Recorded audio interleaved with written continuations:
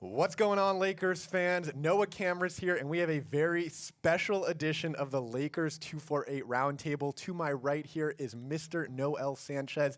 Follow him on Twitter, TikTok, everywhere you can. Yes, sir. Noise Yes, by Noel. sir. And to my left, a new guest here on the Lakers 248 Roundtable is Alex Kirschenbaum. You can read all his stuff at alllakers.com. And guys, we got the NBA draft a little over 24 hours away.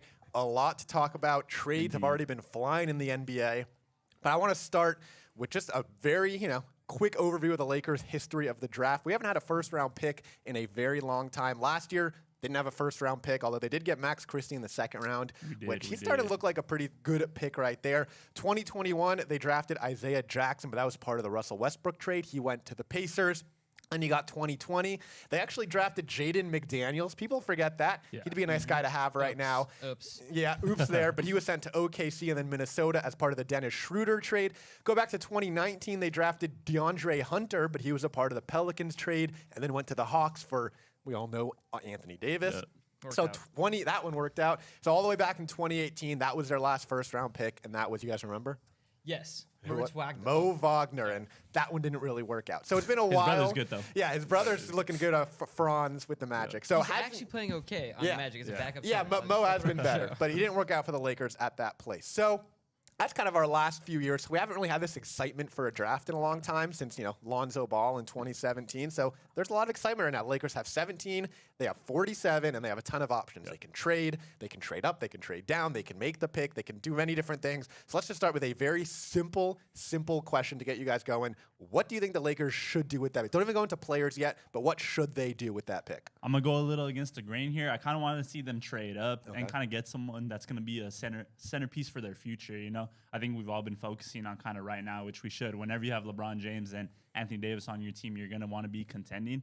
And I know that the general stigma with LeBron James is F them picks. Yeah, always. He wore a shirt. He'd be retweeting it all the time. But I want to see them trade up and kind of try to get, I'm going to say like a center. I want a center that's going to be able to bolster down the paint.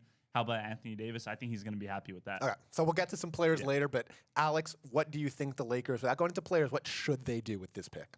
I think I'm with Noel on this. I think that they should hold on to the pick. It's a cheap asset, under team control for 4 years, the rookie scale contract. Yep. And I think they should.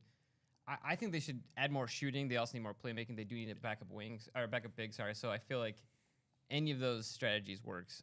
It's gonna be tough to get like a great ball handler at 17 though. So Yeah. it'll probably be shooting or a big. All right, and we also got Buddy, who we got Mr. Producer Buddy on the camera. We got a camera with Buddy today. So, Buddy, what do you think, without putting players yet, what do you think the Lakers should do with this pick? They should keep it, I think. I think we should go kind of on a younger route toward we obviously we still have AD and LeBron James, and we have Austin Reeves, who hopefully sticks with us past this offseason. But I would like for them to keep the pick and get a great player and I think this draft is going to be has a potential to be a pretty deep draft. So I think that's something that they should do. Awesome. Forward. All right, so now you all said keep the pick, so let's now go through some options. So D-Mac, obviously Doug McCain, he's not here today, but he did send me some options that he would have wanted to put out there. His number one guy is Cason Wallace out of Kentucky. We can talk about. Some other options are Jordan Hawkins out of UConn, Kobe Buffkin out of Michigan, Derek Lively's a big one, Jet Howard. These are all some options at 17. Alex, I'm going to start with you because I know you want to trade up. Yeah. So if you're sticking at 17, who are you targeting for the Lakers? I want like a wing that can score off the catch and ideally off the dribble too. But I think for that, Jet Howard kind of works pretty well. Yeah. So that would probably be my pick of these options that Doug has. You can have other options too. It doesn't have to be one of these guys. If you were thinking about someone else too. Well, okay, so this guy doesn't actually do what I just said I wanted.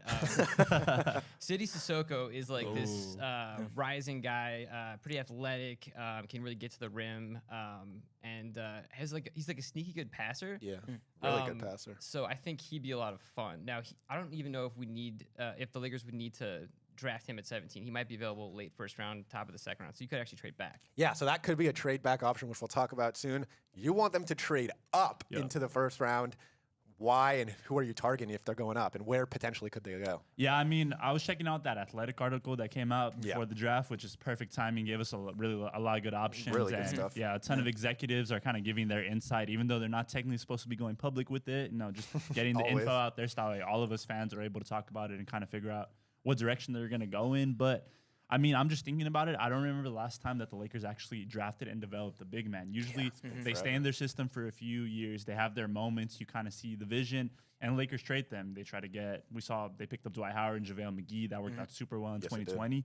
So, I mean, when I was looking through all these mock drafts, I was watching film. I was thinking, I think the Lakers need a rim runner and a rim protector. Someone that maybe they can't shoot the three ball in this new era of the NBA, but they have potential. But I want to see them strictly stay within the paint and do what a big man's job is. And then AD, we all know he likes to take his jump shots. He likes to do all that. So, I mean, looking at Duke, I love Derek Lively the second. I mean, I see a lot of comparisons to guys like Clint Capella and Robert Williams, two guys that have been able to help their teams go on big playoff runs. And, I mean, during that NCAA tournament, he was really just bolstering the paint. He was swatting shots out of bounds. He's attempting to improve his long-range jumper just in practice. He doesn't take him in games, obviously, because he's in a very esteemed system in Duke. So, I mean, he knows how to play the game the right way. He's knows how to play alongside stars, and he was a top recruit coming out of high school, so he's used to the noise already. Yeah, Derek Lively's a great option. He is mocked into I'd say 10 to 12 range right now in a lot of mock drafts. He moved up a lot. Yeah, he's just been rising. So he would be someone they'd have to trade up for, like you said. Craig Osterberg in the stream, he said pick Lively if available. So Shout out Craig. Derek Lively is definitely one of those guys that they should be targeting. But yeah, they probably have to trade up. You think the Mavericks are at 10. I don't know if you could trade up with the Mavericks, what you'd be able to offer. The They Thunder, don't want to work with us. They don't want to work with us. The never. Thunder are at 12. You know they love just accumulating assets. Yeah. So the Lakers could potentially make a move at 12 with the Thunder if they wanted to trade up. That could be tough, though. All right, buddy, I want to go to you. If they're keeping that pick or potentially just moving a little bit to make a first-round pick, who are you targeting? Well, the last big man they probably developed was Ivica Zubac, our old friend. And then that they is now got Clipper. rid of That him was for probably nothing. For nothing, right? Mike Yeah. Muscala, yeah. That was probably the last big man, but I would love to see. I'm kind of on the same boat as D-Mac a little bit. He put it in his list that he had. Jed Howard, Yeah. 6'8", 6'9" forward, from Michigan. His dad is the coach at Michigan, Mr. Jawan Howard. He attempted 7 threes a game, and he made about 36% of them, which is not too bad for his height and his size, and considering obviously where the NBA is going now with the 3-point range. A guard would. I feel like there are better guards in this draft, but we do need to go big. I'm on the same boat as Noel. This team needs to go big. They need to have someone next to AD who could complement him well, just like we've seen with Dwight and JaVale. I mean, even though Howard is a little bit smaller, I think that's a direction we should go towards. And if we do get a guard, I guess I really like Jordan Hawkins. I really like what I've seen from him I was waiting on that one too. in the tournament. He won what was it? He won like almost every major category in the tournament as well. Obviously, he won. He's a They won it champion all. as well. Yeah.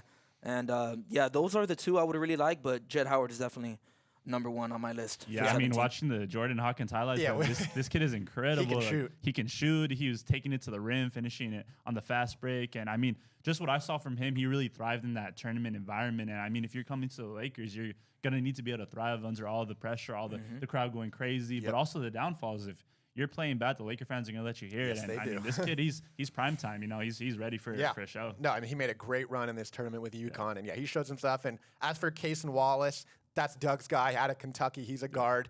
Probably can, handle the point a little bit. I would say look over on Doug's Twitter. He'll definitely have some tweets about Cason before we get there. All right, so that's kind of option one, making that first-round pick, developing. Now there's option two, trading. You said trade up. They could also trade down. Definitely. Now, we already did see multiple trades today. The first one, it kind of put kind of hurt the Lakers' plans a little bit because the Nuggets traded a 2024 first-round pick and a 2023, so this year's 40th pick, to the Pacers for number 29 and number 32. The Pacers had that end of first-round, beginning of second-round pick that they were looking to kind of move up.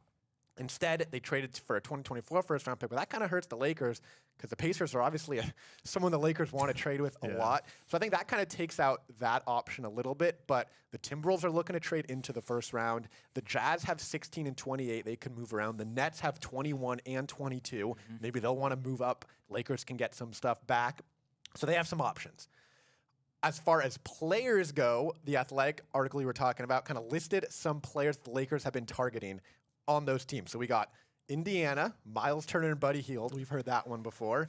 We got Brooklyn, who has a 21 and 22. They have Dorian Finney-Smith and Royce O'Neal, who are both options. And then he also mentioned Toronto's Gary Trent Jr. as a potential trade piece. So if you were to trade down, what would be your ideal trade, whether it's getting a rotational piece, getting an additional asset, and another first-round pick later? What kind of trade would you be hoping for, Noel? I would hope for additional like trade assets somewhere down the line because I mean, ideally you take the player that you get where you trade down to, you get that extra pick, and then you package it up and you try to get someone like a Gary Trent Jr. or any of the other guys you just named. Because I think if you're not going to take someone with the 17-round pick that you have right now, and you're going to trade down, then what's the point in really keeping that player? You're going to want to bring someone in. I would say if you're looking to just keep the player that you're drafting, just stay at number 17 and draft as high as possible or trade up like I was talking about earlier. If you're going to trade down the pick, then you got to get someone in that's going to help you win right now and that you're going to add to the roster and immediately they already have experience. Yeah. All right, Alex, I want to ask you, you've seen all the rumors, you've seen everything going on.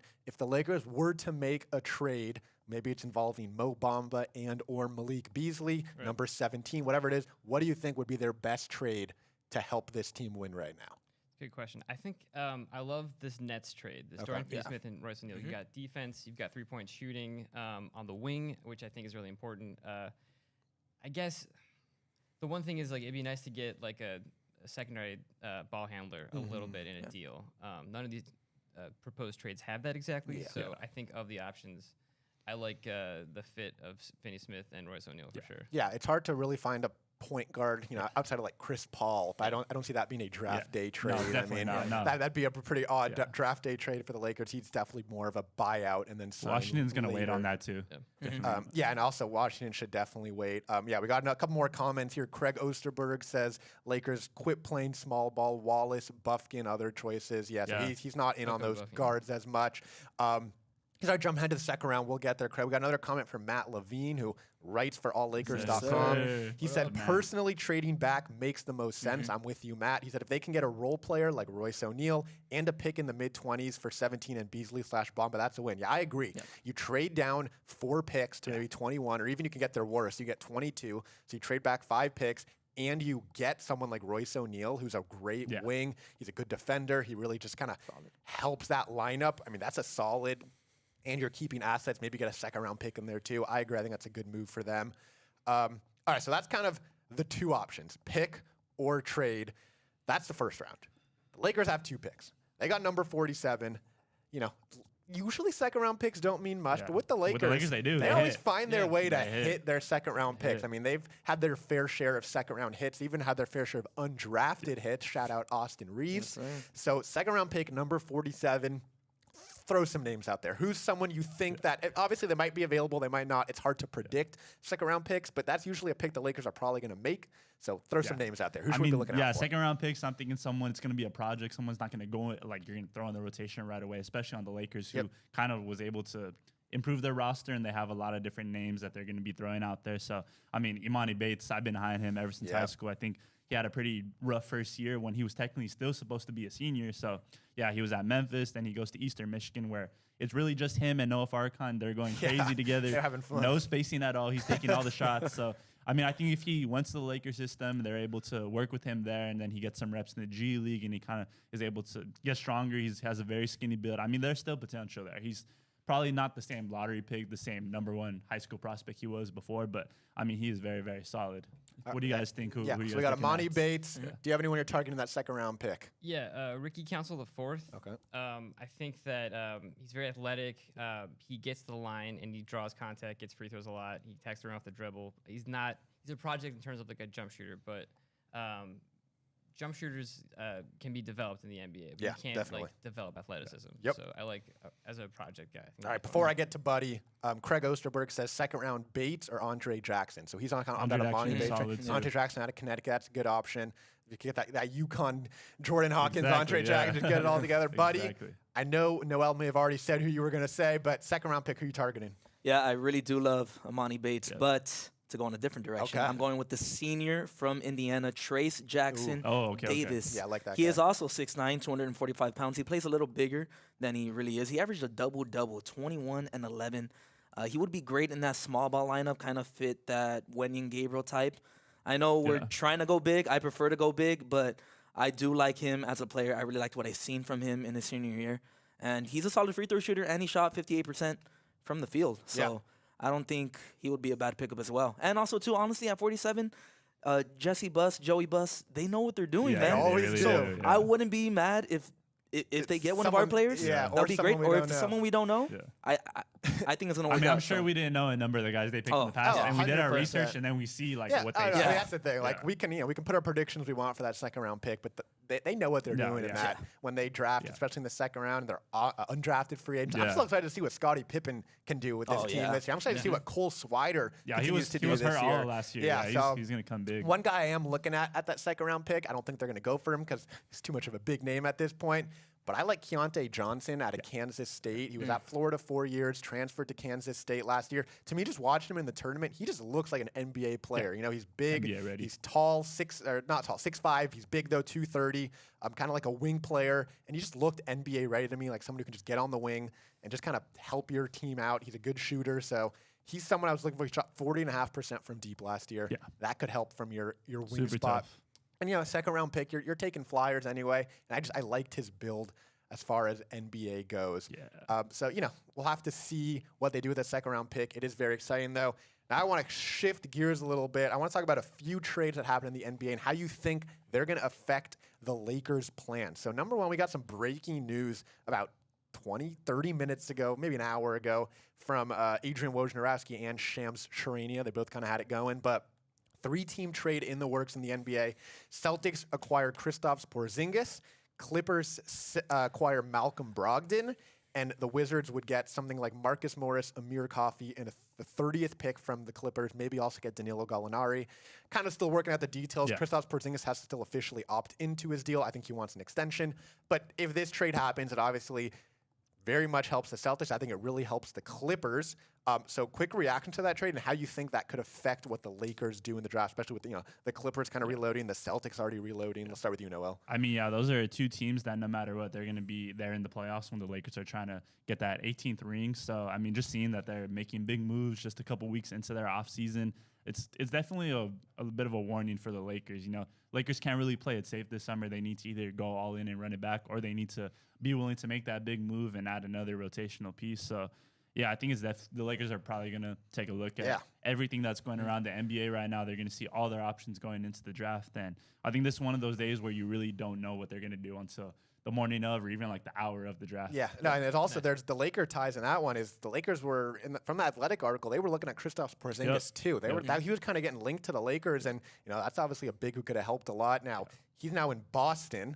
Malcolm Brogdon is now on the Clippers, which I think is one of the bigger steals of that deal. What are your initial reactions to that, and how that could affect the Lakers? I think, the Brogdon piece is a great move for the Clippers, but he gets hurt all the time. He does. Kawhi Leonard gets hurt all the time. He Paul fits George on gets that hurt all team. the time. I don't take them seriously as a contender anyway. But if everyone was healthy, then they'd be a threat. That's always the story. Yeah, with yeah, them, that's always so it. Whatever. Yeah, but it's But- always if healthy. If healthy. Yeah, that Porzingis thing is cool though for the Celtics. That's an interesting move. It's a big swing. He also has had injury issues, but he had a quietly great year. No, Really No, good, that's like great. so solid in Washington last year. Yeah, now I guess to be fair, like that team wasn't that good. Yeah. So like, maybe with like less touches on a Celtics team Yeah. like that, he might get peeved. He might be more like a stretch four, even with Horford manning the middle. Yeah, But he'll be better than Grant Williams though. I mean, exactly, it's still an upgrade. I think that's what it is, right? Yeah. They're not Yeah. going to re-sign Grant Williams. No, I think as a Grant free Williams is agent. done. Yeah. Yeah, so Grant Williams actually could be. Yeah, a he's decent, been very, candidate very the interesting for a Lakers. He Lakers. could be. target. Yeah. That's honestly also a good point to bring into that. All right, another trade we have to talk about. I don't know if you guys saw the news. Bradley Beal. Oh wait, what happened? Yeah, can so- you refresh Bradley our Beal memory? what? So Bradley happened Beal, with that? he was the other guy on the Wizards, but Oh, next okay. to Kristaps Porzingis. Oh, yeah, the number two option. So he got traded. Oh, damn. To Phoenix. Oh, So huge. obviously that's a big deal. Actually, I don't even have the full trade. Let me pull that up because I do want to say it. I know it involved Landry Shamet. I know it involved that other point guard, Chris Paul. what's his name? Oh, Chris Paul. Yeah, something Yeah. like So that, yeah. it Sounds kind of familiar. involved that. It was 12-time Bradley Beal, All-Star. Shamet, Chris Paul, some picks. Honestly, kind of a steal for Bradley Beal, in my opinion. Obviously, the Suns have no depth, but you put Bradley Beal next to Devin Booker and Kevin Durant, and that is as scary a team as you can come up with. Very similar to the one in Brooklyn that didn't work out, but obviously this Bradley Beal trade impacts the West. Let me ask you this. Do you think that the Suns' addition of Beal makes them the team to beat in the Western Conference? I mean, I still think the Nuggets are going to be the team to be, considering that they steamrolled through everybody. I mean, the most games that it took them in a series was 6. They have what should have been a 3-time straight MVP in Nikola Jokic. You have Jamal Murray, who has risen to the top of the point guards, best point guards in the NBA conversation. And then you have a bunch of super good role players that are young and going to be returning. Bruce Brown, even though he declined his option, will probably be back like we were talking about. So I still think it's the Nuggets, but right behind them, I mean, you can't count out Phoenix. No matter how short they came up this past season, no matter how many guys get injured, no matter how KD had an Achilles in the past. I mean, if you're replacing Chris Paul with Bradley Beal, essentially that is a crazy upgrade at this point in their careers. Yeah. I mean, five years ago, it's a different story. Chris Paul was a whole different player, but bringing in Bradley Beal and putting him next to Devin Booker as their backcourt, and then you still have to worry about Kevin Durant and hopefully a more bought-in DeAndre Ayton for the Suns with an entire new coach and Frank Vogel. Huge. I think that they're number 2 right behind Nuggets. Yeah. What I don't love about that trade is, I mean, we always talk about how no one likes to help the Lakers, but everyone likes to help. I mean, the Clippers we were talking about, they keep getting players for free. They just got Malcolm Brogdon, what feels like for nothing. They got Norman Powell for nothing. Even the Lakers gave him a Vitsa Zubac for nothing. But this trade really kind of rubbed me the wrong way because Bradley Beal's agent is the father of the Suns crazy. owner. Like, how is that even allowed? I mean, obviously I know. I mean, it's a family business, but like, that's a little weird. Yeah, you that's kind of have that family And ties. this stuff never comes out until the trade goes through. Like it Yep. happened with Jalen Brunson when he Yep. signed in New York. Uh-huh. It It's always how we found happens. out. They always keep that under wraps until after. And then it's Yeah. like, wait a minute. He's been working Then, with that's his what- agent's yeah. been working with his son to Exactly. make this trade happen and Yeah. force Bradley. Well, it is what it is. Fishy, Alex, I want to fishy. ask you. So obviously he says Nuggets and Suns are still kind of up there as teams to beat. But now that Bradley Beal is in the West, now that there's a loaded Suns team, a loaded Nuggets team is still there, the Clippers are reloading. How does this affect what the Lakers do? Are they still going to go all in and try to compete with these teams? Do you think it's time for them to not go all in? I mean, how do you think that affects their offseason? I think that it's a very top-heavy Suns team with big injury risks for Beal and Durant.